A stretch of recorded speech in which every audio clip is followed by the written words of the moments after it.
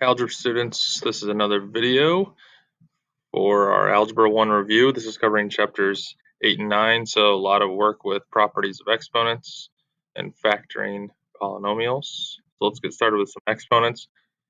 You'll find all the properties of exponents and negative exponents in sections 8.1 through 8.3 in case you need help.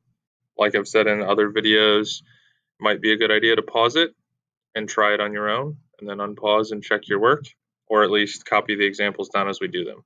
So first property, we have to apply this -3 to every single factor in here. So that means it's going to go, it's almost like distributive property. It's going to the 6, it's going to this x to the -2nd, it's going to this y to the 3rd.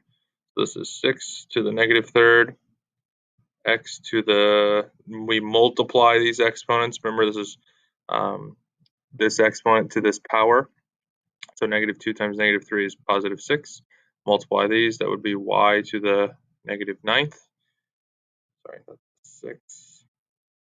And then any negative exponents, remember, we need to move down. It doesn't do anything to the base, but we move it down. So currently these are all in the numerator. The x to the 6th is going to stay. 6 to the -3rd will go down to the denominator. Y to the -9th will move down to the denominator. Remember, when they cross the fraction bar, no matter which direction they're going, they change sign. The exponents change sign, not the base, the exponents. And then we just need to evaluate 6 to the 3rd. So 6 to the 3rd means 6 times 6 times 6. 6 times 6 is 36, times 6 is 216. So we would have x to the 6th over 216 y to the 9th. Here's another problem with exponents. Down here, I do see power of a product, so we need to kind of distribute this exponent again. So I'm going to just copy the numerator. In the denominator, this 2 goes to everything. So it goes to 4 to the 4, so it'll be 4 to the 2nd, x to the -2nd times 2. We multiply the exponents, that'll be x to the -4th. And then y to the -6, we're raising that to the 2nd. That would, we multiply, that'd be y to the -12th. Just to clean things up, let's change 4 to the 2nd to 16.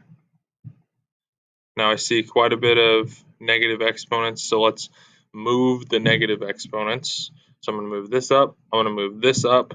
You could move that y to the -7th down. So the 12 is going to stay, the x to the 8th is going to stay. When I move x to the -4th up, I'm going to have an x to the 4th. When I move y to the -12th up, I'm going to have y to the +12th. The 16 is still down here. This y to the -7th, we said we would move down, so we have y to the 7th down here now.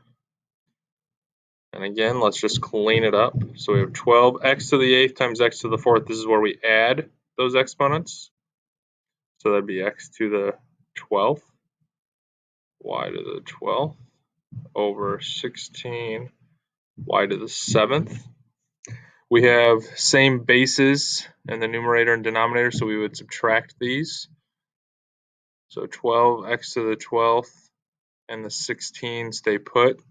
When we subtract, the bigger exponent is in the numerator, so when we subtract, our answer is going to go in the numerator, so it's going to be y to the 5th in the numerator. Only thing that's left is I can simplify this 12 and 16. I can divide both of these by 4 and really make it 3/4. So final answer would be 3x to the 12th, y to the 5th over 4. Those two problems are a pretty good review of all of our properties of exponents and negative exponents. So hope you do well on those. Now we're jumping into chapter 9, which is where we learned about polynomials and how to multiply polynomials. So this one, you can either think of FOIL, the first ones multiplied together, the outside ones multiplied together, the inside ones multiplied together, and then the last ones multiplied together. Or you can just distribute.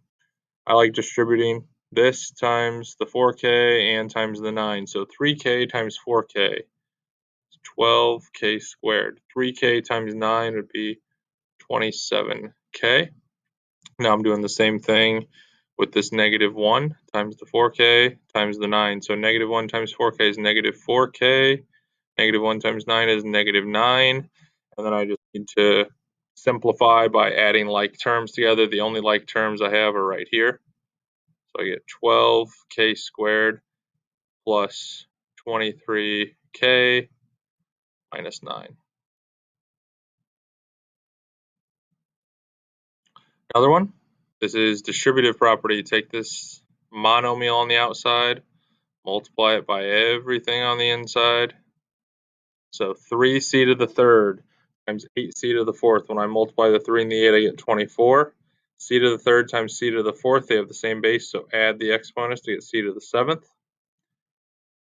Now multiply it by -c squared, so that's like -1c squared, so 3 times -1 would be -3.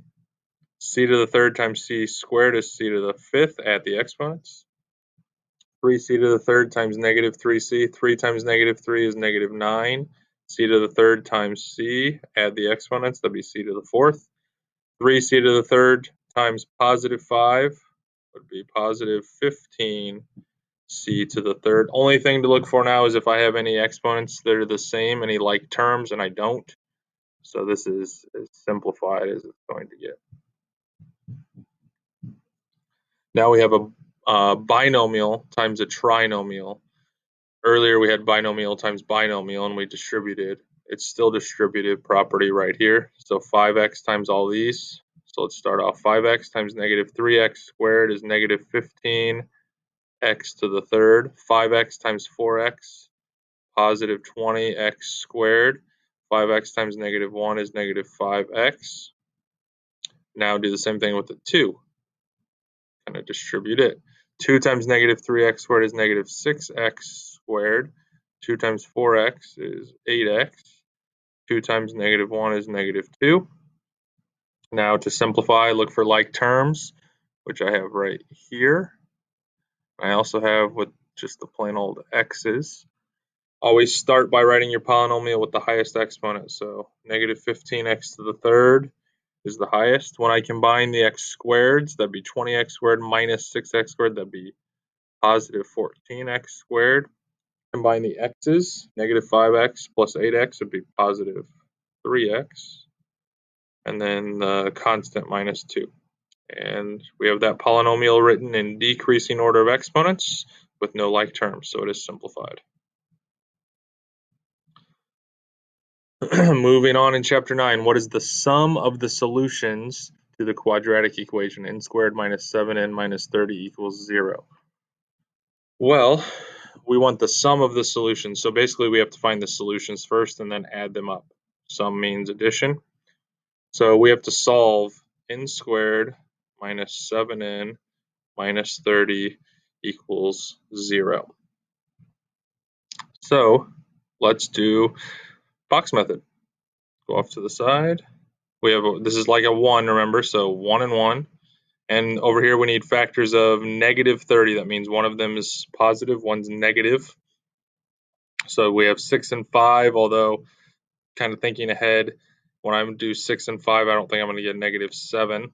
Others, 30 and 1, I don't think work. I think it's got to be 10 and 3.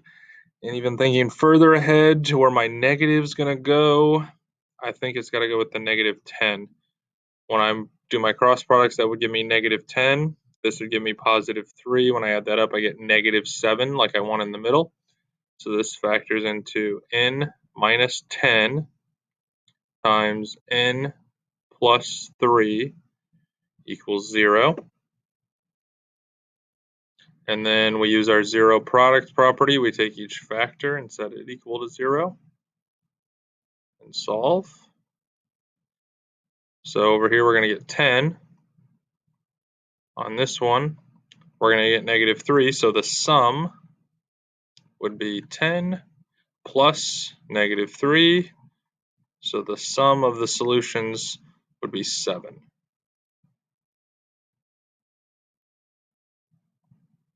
And that brings us to our last problem for this section. We have this rectangle here. Here's the dimensions, the length and the width. The area is 34 square inches. We're going to write the area as a quadratic algebraic expression. So area of a rectangle, length times width. So x plus 11 times x minus 4. We need to multiply. Distribute x times x is x squared. X times negative 4 is negative 4x. 11 times x is 11x. 11 times negative 4 is negative 44. I can simplify here. The expression I would get would be x squared plus 7x minus 44. So there's an expression, a polynomial, that represents the area, because we did length times width to get it.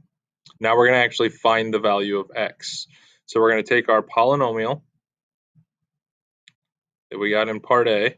This represents the area. And if they're telling me the area equals 34, I set this equal to 34. And I'm going to find the value of x. So I'm going to subtract 34 to make it equal 0. X squared plus 7x minus 78 equals 0. And now I have a trinomial, so that means I can use my box method or other methods that we learned later on in chapter 10, same as a quadratic. So we have 1 and 1 here. I need factors of negative 78. So 78 and 1. What else? 2 and 39 I don't think are going to work. 13 and 6 I think work. 13 times 6 is 78. And it's negative, so I need to decide which one's negative. I think if this is negative, when I add my cross products, I'm going to get positive 7. There we go.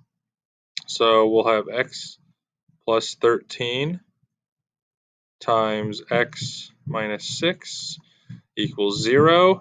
And then we would, to solve it, we would set each one equal to 0. And we need to realize we're finding x for the rectangle.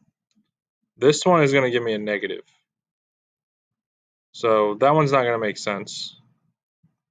The value of x for the area of this rectangle would be 6. So this would be these would both be solutions to this equation, but in the context of this problem, we're finding area of a rectangle. We can't have it as a negative. We couldn't have a negative length or a negative width. So the value has to be 6 for x. And that finishes our Algebra 1 review for Chapter 8 and Chapter 9. Hope that helps you. Go back and review if you need to, and email me if you have questions as you complete your assignment. Have a great day.